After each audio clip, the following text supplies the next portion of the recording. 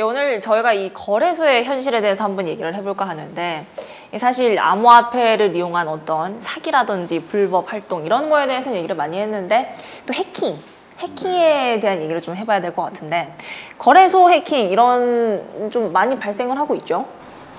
네, 뭐 지금 보니까 뭐 이제 그 뭐 국내뿐만이 아니라 뭐 해외에서도 해킹 때문에 지금 말들이 많죠. 네.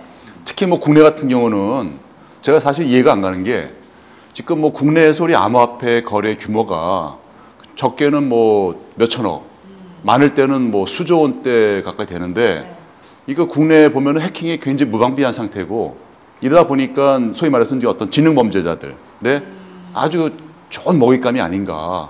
뭐 그러다 보니까 일단은 우리 투자자들도 굉장히 불안해하고 또 하나가 뭐냐면은 그 작년 같은 경우 우리 그 암호화폐 거래소의 어느 하루 거래량이 코스닥 거래 금액을 초과한 적이 있어요. 근데 아시겠지만은 우리 코스닥 거래는 우리 이제 코스닥 시장 뭐 이제 보통 증권사 통해서 하는데 그 작년에 코스닥 그 거래량을 초과한 게 어느 한 거래소 한 군데. 근데 지금 우리 증권사 국내 증권사가 총 50개가 넘어요. 그렇죠? 그러니까 그 50개 넘는 그 증권사, 물론 이제 그 증권사들이 다 그 뭐 어떤 우리 홈트레이딩 시스템 뭐 그건 아니겠지만 어쨌든 그 정도 규모를 어느 한 암호화폐 거래소가 그거를 초과를 하는데 불구하고 이렇게 해킹이 무방비하고 그다음에 어떤 그 보안이 안 된다는 건 상당히 좀 우려스럽죠. 네. 근데 이제 국내 거래소들 중에 뭐 상위권 몇 개까지 뭐 이렇게 정의하기는 좀 어렵지만 그러니까 미국에서도 한국의 암호화폐 거래소에 대한 신뢰도는 있다. 굉장히 보안에 대해서도 이제 높은 수준을 유지하고 있다. 이제 이런 기사가 나오는 것도 있죠. 해외 거래소에 비해서. 이제 어디하고 비교하진 않았고 한국의 거래소가 상대적으로. 이런 걸 하고 있다. 근데 이제 지금 사실은 보안이라는 건 결국은 이 비용이란 말이에요. 그쵸. 얼만큼. 그러니까 우리나라 같은 경우에 뭐 주요 은행권들 같은 경우는 1년에 그 외주 용역으로 나가는 금액만도 몇백억씩 나가고 있으니까 그러니까 이제 이런 그 비용과 규모를 감당할 수 있는 거래소 이게 결국은 자금인데 지금 상황에서는 그걸 담보할 수 있는 거래소가 많지 않죠. 이 제도권 금융 이런 정도의 보안 수준을 갖추려면은 그만큼 금액이 많이 들 텐데 그렇죠. 현실적으로 좀 가능한가요? 저는 사실은 이제 이거를 이제 태생적으로 보고 있습니다. 우리 이제 그 암호화폐 거래소가 처음에 이제 그 탄생할 때는 이게 우리가 이제 어떤 우리 금융기관들 같은 경우, 이제 증권사 같은 경우는 이제 자본시장법, 그 다음에 엄격한 어떤 이제 보안 수준 요구하는 거와 관계없이 그 암호화폐 거래소는 아시겠지만은 현재도 지금 통신 판매 사업자에 불과합니다. 예, 그러니까 뭐 인가나 어떤 뭐 승인이나 뭐 등록제가 아닌 뭐 자기 소속된 지방자치단체 그 일정한 요건을 갖춰서 그냥 누구나 다 뭐 그 통신 판매 사업자로 등록을 할 수가 있습니다. 그렇기 때문에 처음부터 아마 이제 그런 그 그 어떤 보안이라든가 어떤 해킹에 대한 어떤 대비를 철저히 하지 못하지 않았나 저는 그렇게 생각하고 있습니다. 그런가 하면은 거래소를 뭐 사칭하는 이런 사건들도 좀 일어나고 있죠. 이거 충분히 있었던 얘기죠. 그렇죠? 뭐 일단은 우리 피싱이라는 거는 사실은 이제 어떤 사전적인 의미는 아니고요. 이제 우리 이제 일종 신조어인데 뭐 개인 프라이빗 어떤 개인 어떤 정보, 프라이빗 데이터 플러스 우리 뭐 낚시를 의미하는 피싱 합쳐서 그걸 이제 피싱 그렇죠? 그래서 이제 피싱을 통해서 일단은 개인 정보를 빼내고 그 빼내다 보면은 거기서 이제 어떤 불특정 다수가 있겠죠. 거기에 대해서 일단은 뭐 알고 하는 것도 있을 거고 아니면 찔러보기. 아 여기 저기 그 뭐 땡땡 거래소인데 귀하 지금 그 계좌가 현재 지금 이게 지금 문제가 좀 생겼다. 빨리 그 계좌 번호하고 키번호 좀 알려달라. 뭐 이렇게 되면 사실은 굉장히 당황하게 되죠 개인들은. 그렇죠. 네. 또는 뭐 일종의 뭐 검찰을 사칭한다든가 뭐 경찰 특히 이제 뭐 금융감독원. 근데 이 사람들이 요새 보니까 수법들이 굉장히 또 첨단화돼 있고 굉장히 지능적이에요. 네.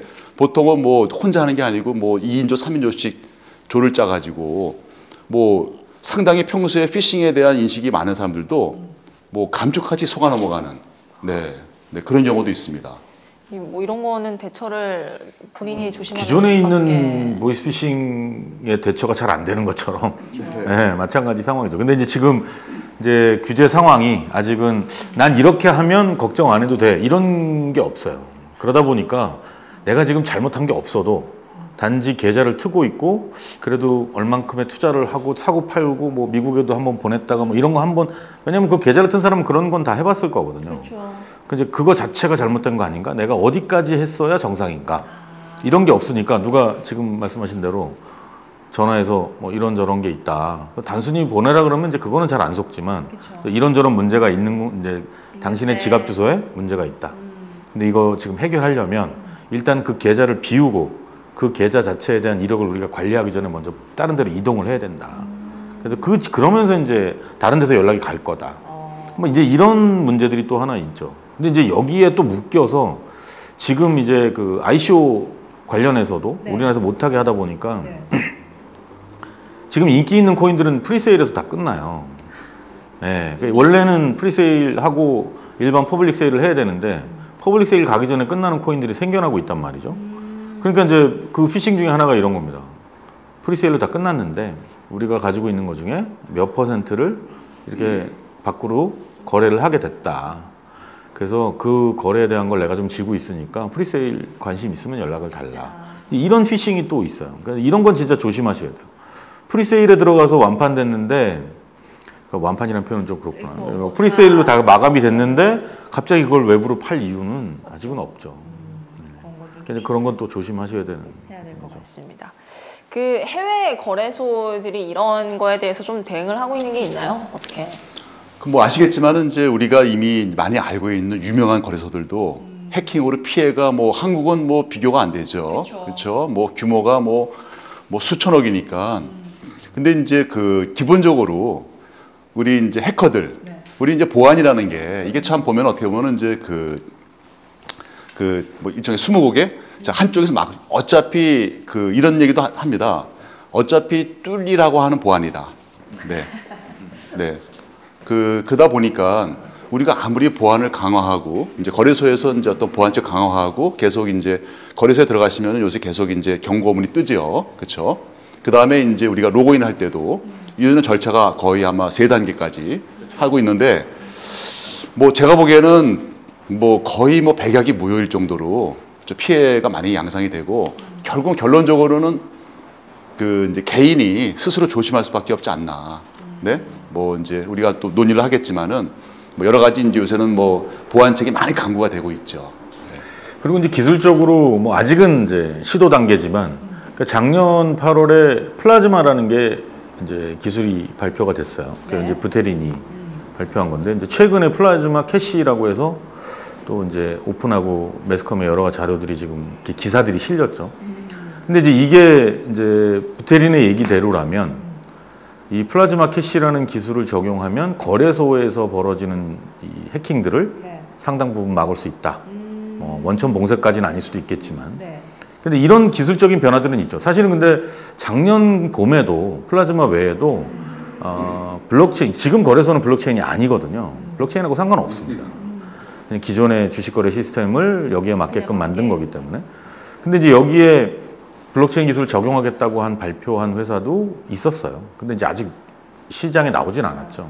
근데 지금 이제 플라즈마 캐시라는 게 그 거래소에 거래할 때 또한 이더리움을 만약에 거래한다고 하면 그 이더리움을 주고받을 때 이 플라즈마 캐시를 일종의 보증금 형태로 가지면서 거래를 할 때 문제가 생겨도 이 보증금 기반의 이력을 함께 인증하거나 확인하는 방식을 채택을 한다고 하니까 기존에 있는 것보다 확장성도 더 좋아지고 그런 보안도 강화되고 이런 노력들이 계속 생길 거라는 거죠. 지금은 이제 부테린의 근데 이제 이게 이제 각광받는 이유가 그 비트코인을 라이트닝 네트워크를 했던 이제 조셉 푼이라는 개발자가 공동 개발했어요. 이거를 이제 그러니까 이제 시장에서 좀 주목을 받는 거죠. 그럼 진짜 뭐가 되는 건가? 그래서 이런 노력들이 아마 계속 늘어나지 않을까 싶어요. 거래소 자체에 대한 해킹에 대한 대비는. 그러면은 이런 뭐 거래소 사칭, 이런 해킹 문제, 해외 거래소들은 좀 어떻게 대응을 잘 하고 있나요? 얼마 전에 우리 유명한 홍콩의 거래소 바이낸스에서 이제 현상금까지 걸었죠. 아마 이제 일부 아마 해킹이 들어와서 약간 좀 차질이 있었던 것 같습니다. 거래를 잠시 중단을 시켰고, 아마 바이낸스에서 개발한 토큰, 바이낸스 토큰, BNB라 그러죠. BNB를 아마 우리 미국 달러로 한 25만 불 현상은 걸고, 지난번에 우리 바이낸스를 해킹한 사람에 대해서 정보나 뭐 근거를 주면은 25만 불을 주겠다. 그리고 우리 앞으로도 감히 우리 바이낸스 거래소를 갖다 해킹하려는 자들은 혼내주기 위해서 1,000만 불을 우리가 잼겨놨다. 언제든지 알려달라라고 아주 그냥 공고문을 크게 붙였습니다. 네, 우리 국내에서도 이 관심 있는 우리 IT 우리 기술자들 혹시 좋은 정보 있으면 바이낸스에다가 빨리 알려주시는 게. 네. 이제 뭐 해커들의 어떤 철학이라고 표현하는 게 맞을지 모르겠지만 해커들의 분위기상 서로에게 그런 위해를 가할까, 이거는 사실 좀 의문이긴 하죠. 서로를 찌르진 않습니다. 이제 저는 그 부분에서도 바이낸스 코인이 이제 지금 전부 하락세임에도 불구하고 이제 홀로 20% 이상의 상승률을 보이면서 이제 잘 가고 있는 상황인데, 이제 거래소에서 코인을 만든 게 이제 가장 주목받는 게 지금 이제 바이낸스 코인이죠. 사실 국내 거래소들은 그런 건 엄두도 못 내고 있는 상황이고. 그러니까 거래소에 대한 해킹이나 이걸 대비하는 것 자체에 대한 건 일단은 우리가 이런 준비를 할 수 있어라고 하고 있어, 또는 이런 계획입니다, 우리가 이런 기술 개발하고 있습니다, 이제 이런 걸 얘기할 수 있는 장이 먼저 돼야 될 것 같아요. 우리나라도 사실 시급하잖아요. 그렇죠. 예. 그러니까 지금 한중 합작 거래소라고 해서 또 지금 준비하고 있는 게 있어요. 근데 이제 그거는 뭐 제가 이제 듣기로는 채굴기 제조사와도 연관이 있고, 기존에 이제 중국의 블록체인 관련된 회사들과 연관이 있는데, 여기에서 원하는 건 한국에서 비트코인이나 이더리움을 거래하는 게 목적이 아니라 중국에 괜찮은 코인이 많은데 이걸 한국에서 팔고 싶다는 거거든요. 그러니까 이런 취지가 있어요, 그 안에. 자, 그러면 그런 거래소들이 들어올 때 사실 블록체인 기술 지난 시간에도 우리 얘기한 적이 있지만 상위 49%에 대한 특허가 전부 중국 회사, 상위 탑 10 중에 7개가 중국 회사. 이런 상황에서 기술력은 우리보다 훨씬 뛰어난 상태고, 근데 와서 중국의 핫한 코인들을 우리나라 사람들한테 이제 거래하게 한다. 사실 이런 부분도 거래소들이 대처하거나 대응할 수 있는 환경을 만들어줘야 되거든요. 이런 부분이 좀 더 시급한 것 같아요. 알겠습니다. 저희가 오늘 이렇게 좀 거래소 해킹에 대한 얘기를 해봤는데, 한마디씩 정리 멘트 좀 부탁드려 보겠습니다. 네, 뭐 말씀드렸지만은 이제 우리가 이제 뭐 거래소가 해주길 바란다거나 또는 이제 국가에서 해주길 바란다기 전에 우리 개개인이 어떤 보안에 좀 더 신경을 쓰고, 좀 귀찮더라도 네, 개개인이 신경을 써야 될 것 같습니다. 네. 거래소들에서 거래소의 해킹을 방지한다든지 아니면 이제 투자자들을 위한 여러 시스템들을 계속 업데이트하고 있다라는 걸 홍보하고 알릴 수 있는 그런 분위기가 빨리 만들어져야 되지 않을까 싶습니다. 네, 오늘 여기까지 두 분과 함께 얘기 나눠봤습니다.